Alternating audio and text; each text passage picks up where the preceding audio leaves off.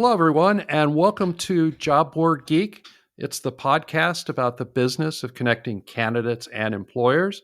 My name is Jeff Dickey-Chasins. I'm the job board doctor, and here with me today, and my co-host, the always amused Steven Rothberg of College Recruiter, is also here. Hey, Steven, how you doing? I'm doing great. So I was at a NHL game a couple days ago, and my Minnesota Wild clinched a playoff spot. So now it's just a question of how quickly they get eliminated. And for those of us who are not sports fans, I assume you're probably talking about hockey since you're out of Winnipeg, right? There is no other sport other than ice hockey.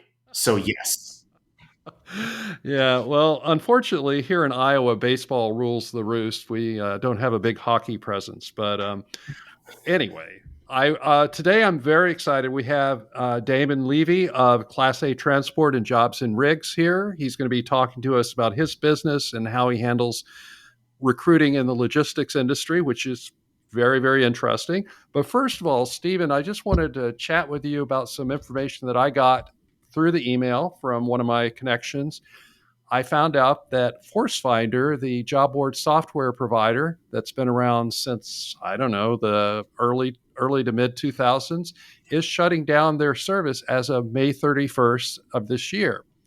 Job Board HQ, which is another job board software provider, is going to be working with them to move their clients over to the Job Board HQ platform.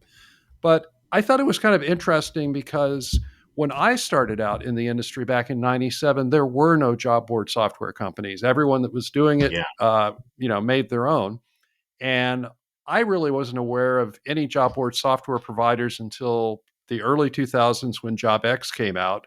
I believe they were the first. I may be wrong about that. And when I started consulting back in 2009, the whole landscape had changed. I found this out very quickly by working with clients, and they'd say, I'm getting started. I need a job board software platform. And I started looking and I kept finding them and finding them and finding them. And finally, I just said, I've got to write up a buyer's guide to this because this is just ridiculous. I can't keep track of all these providers. And right now, my buyer's guide typically has about 50 different providers, and I know I'm missing some that are out there because every year I find a new one. But I think it's an interesting category because one of the things I do as a consultant this happens every month, sometimes every week, is I get calls from people that are looking for a new software platform. And for me, it's become fairly straightforward. If you're a startup, use job board software. Don't try to build Mhm. it on your own because you're going to spend a lot of money and you're probably going to have something that doesn't work. But if someone like you, Stephen, came and said, I'm not happy with my platform, a lot of times the answer is, well, you need to engage a development company to build it for yourself. And the difference between those two situations are someone that knows what they're doing and someone that's just getting started and doesn't know what they're doing. Yeah. And that really changes the landscape. But I know that you, Stephen, have been through many cycles of this. I was just curious to hear your thoughts about all this. Yeah, when you brought this story to my attention, it immediately caused some PTSD, some flashbacks. So we went. College Recruiter went live in '96, and like you said, like back in that era, there really was not job board software that you could either have your site hosted like on a SaaS basis or buy the source code. WordPress and the WordPress themes just weren't a thing. They just simply didn't exist yet. So we built our first software. We had a high school kid who actually still works for us as a contractor today. He built it for $3,000, and it was just straight HTML. You could either search by location or by job category, but not by both. And when we had initially, I think something like 25 concurrent users, then Cold Fusion told us that it wasn't a good day and that we were going to have to reboot the server.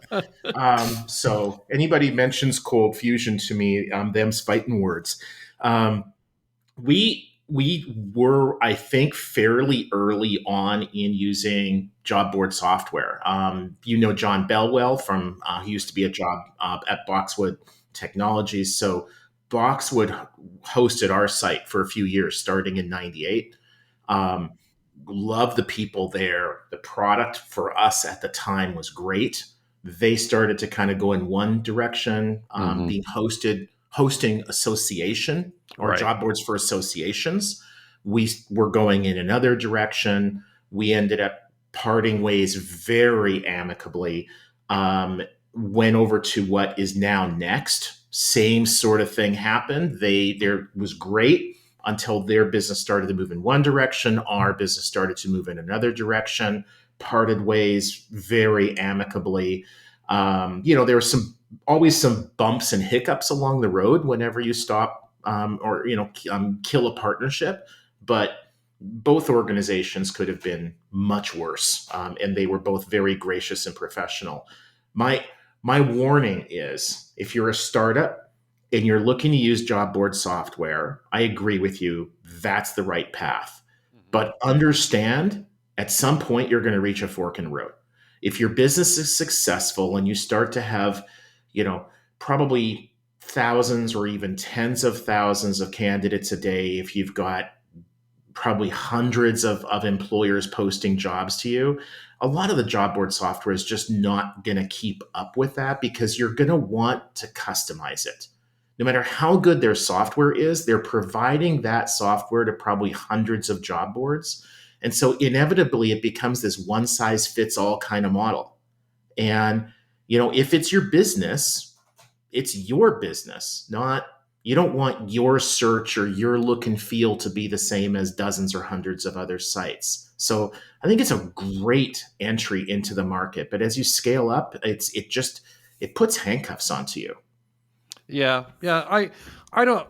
I generally agree with you on that. On the other hand, I've also worked with job boards that are, I'd consider solid mid-tier job boards, in the neighborhood of 5, 10 million, 15 million a year, and they're on a job board software platform for Hmm. very specific reasons, that works for them. So I think the main thing, that is very important, is just that you have a clear understanding of what you need. And job board software can be an option. It Hmm. probably is not an option if you've been in the business for a while, because Hmm. you've got enough, like you said, special needs. But never say no. It's always worth taking a look at it. But anyway, Yeah. I A want to get lot on of to. a lot of people have called me special, but not in a very complimentary sense. Yeah, well, I think on that note, we need to move to our guest today, Damon Levy of ClassATransport and Jobs and Rigs. Welcome to Job Board Geek. Thank you very much. It's a pleasure. I appreciate you guys having me on. Yeah, absolutely. Like I was saying before we started recording, I jumped at the chance to have you on here because you represent a really interesting segment of the job board industry, and I'm hoping that we'll all learn a lot. Why don't you start out by telling me what your background is? How'd you get into the industry? How'd you end up focusing specifically on logistics and transportation? It's kind of an interesting story. Out of high school, I jumped right into direct selling, marketing, interested in computer technology, wanted to learn the code. I wanted to kind of be well rounded. And I spent a fair amount of time, in the direct sales, direct marketing, got good at it. I had a couple of companies. At the same time, learn technology. And in 2002, my father, who had spent 35 years in the recruiting business doing permanent placement, had called me, and it was a couple of years after the 2000 recession, and he said, "Look, I could use some assistance in some marketing here within the company because we're having some challenges." And I jumped at the opportunity to jump in and put some ideas in place that ultimately really helped the company, became very successful ideas. And at the same time, I then started to learn the permanent placement side of the business. And my father was recruiting in healthcare. And after doing it for a little bit, and I realized, the healthcare permanent placement side of the business really wasn't for me. This was back in about 2002. So I did something kind of interesting, and through some of the things that I learned, there was always a method to picking an industry to recruit in. When you were doing permanent placement, there had to be enough companies. You have to be able to get candidates. Employers got to be willing to pay fees. So there's a criteria. So I started going through SIC codes, right? And looking at various industries and then doing some research and things like that. And, I came across one of the SIC codes that was trucking and transportation.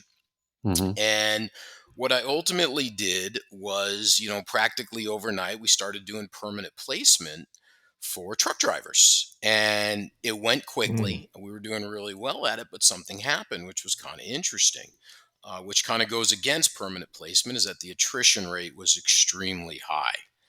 Mm-hmm. And some of our employers were basically coming to us and saying, look, why don't you just get me applicants? I'll pay you for the applicants, and we'll do the work, right?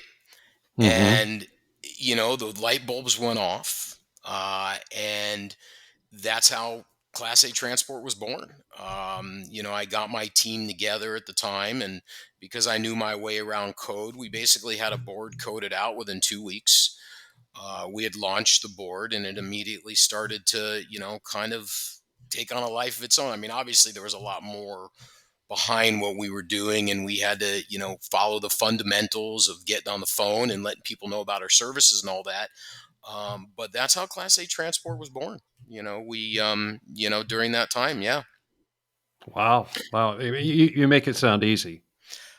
It was, I'll tell you, it was a lot of hard work, but I think that the direct selling background and then understanding permanent placement had an extreme impact as to being able to do it, and obviously understanding computers, and not having to, go figure out how to get a board going. Mm-hmm. That helped.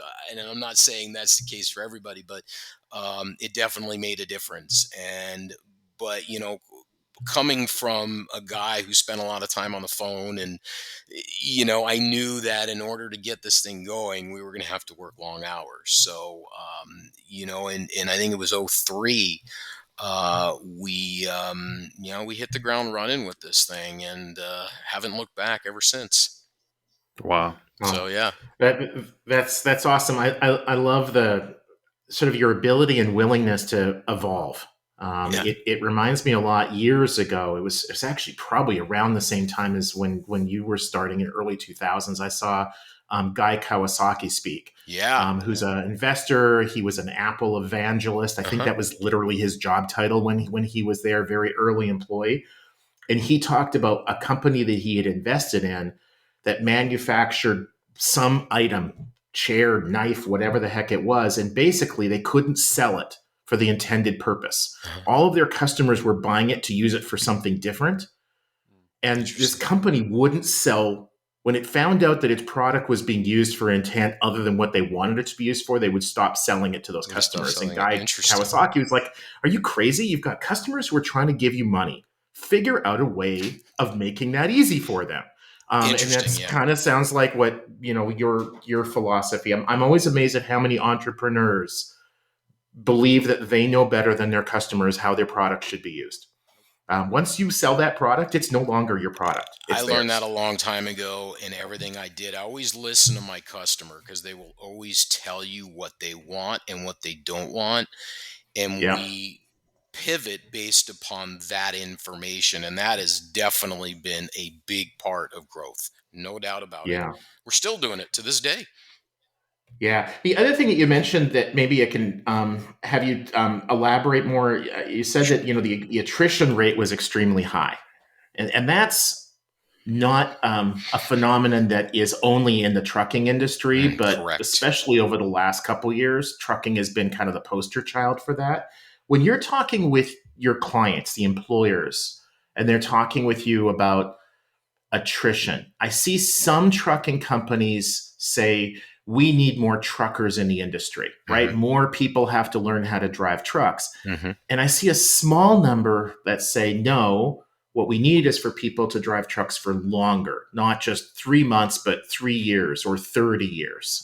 What's your advice to your clients when you're Good having those question. And I discussions? I actually had it kind of on my list here as one of your questions, Jeff, which is I have a very different view on when it comes to some of these issues. And coming from my background in the permanent placement, I hear both sides of this, especially my industry. And I come from a place that employers have to do one of two things. Is number one, I believe employers have to increase marketing because they need more people to talk to. I think that's a big thing because in any industry, there's going to be an ebb and flow of good times, bad times, pandemics, economy issues, wars, what's going on, and it's always going to affect things.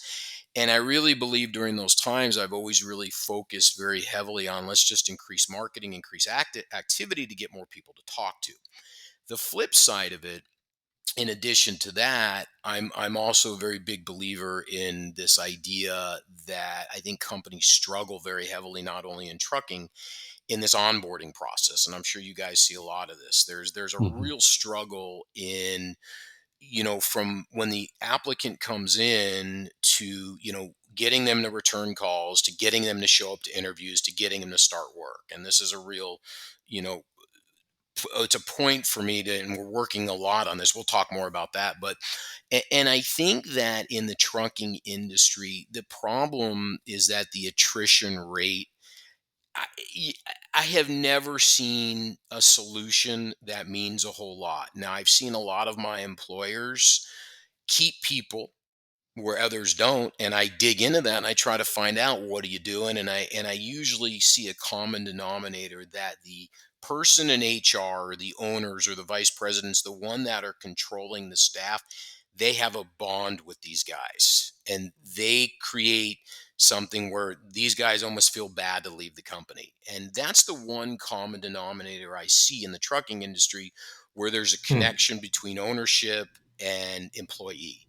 So that's the Hmm. one thing. But for the most part, because of we're dealing with a lot of the attrition for whatever reason, the long hauls, driving longer hours, it's a difficult balancing act where employers, which is where I think Class A transport and what we've done and what we've really focused on is just getting employers more people to talk to.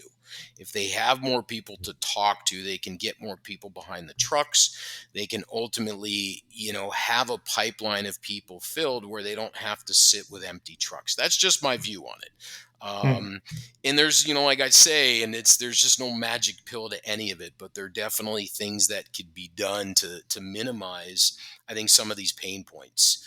And it's a work in progress. It's a work in process with in any industry, and it's not easy. But and coming from permanent placement, I think that I realize really how difficult to be a great recruiter is, to find people, to get them, and things like that. Not to scare people, but I think it's also just um, fundamental things you do from start to finish to get people, when they apply to, start work. So hopefully that answered that question. Hmm.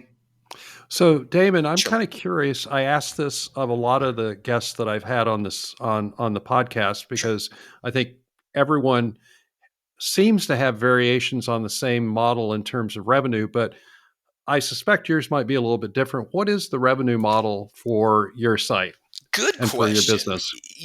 I have for so many years really looked at what is the best way to go about this. And, originally I looked at the standard job posting model and I just could never make that work. For some reason, I struggled with it. So, what we did is we came up with an idea where we were going to blend our model and be a sort of a blend between an ad agency, a Hmm. recruitment agency, and a job board. We were going to take the best of all three and create one all encompassing product. So, what we Hmm. basically have done is we created a suite of products where employers come to us. we'll run a campaign for them where we create the ads, we do the marketing, we promote it. We do all of these different things through texting, through emailing, through inbound call campaigns, syndication.